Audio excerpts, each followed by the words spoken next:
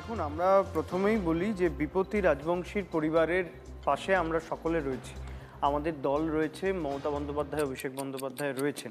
এবং সবচেয়ে বড় কথা যে এরকম একটা দুর্ভাগ্যজনক ঘটনা আর একটাও না ঘটুক এই রাজ্যে, সেটা আমরা চাই।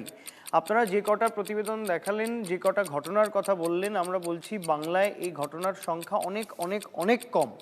এবং যাতে আর কোনো ঘটনা না ঘটে তার জন্যে বাংলার শস্য বীমা রাজ্যের মুখ্যমন্ত্রী মমতা বন্দ্যোপাধ্যায় তিনি চালু করেছেন। এবং আপনাদের মাধ্যমে, দায়িত্বশীল মিডিয়ার মাধ্যমে আমরা বাংলার কৃষকদের কাছে বলতে চাই যে আপনারা এমন কোনো সিদ্ধান্ত নেবেন না যার জন্যে বাংলার কৃষকদের মর্যাদা হানি হয়। এবং আমরা বলছি যে রাজ্য সরকার আপনাদের দায়িত্ব নিয়েছে।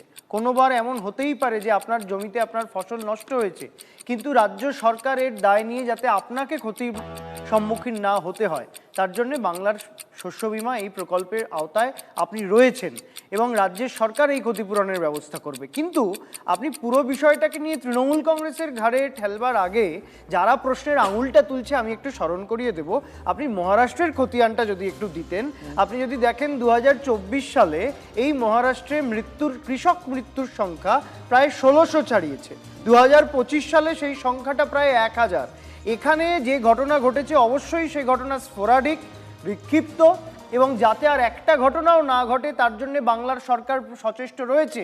কিন্তু 2011 সাল 14 সাল থেকে যে প্রতিশ্রুতি দেশের প্রধানমন্ত্রী প্রতিটি নির্বাচনী জনসভা থেকে দিয়ে এসেছেন, সেখানে বিজেপির সরকার কি করেছে তার হিসেবটা আমরা জানতে চাই। এবং আমরা স্মরণ করিয়ে দেব যে এই বাংলার কৃষকদের, খেটে খাওয়া মানুষের 100 দিনের কাজের টাকা সুপ্রিম কোর্টের রায় থাকা সত্ত্বেও এই দিল্লির জমিদাররা কিন্তু আটকে রেখেছে। বাংলা তার বিরুদ্ধে লড়ছে।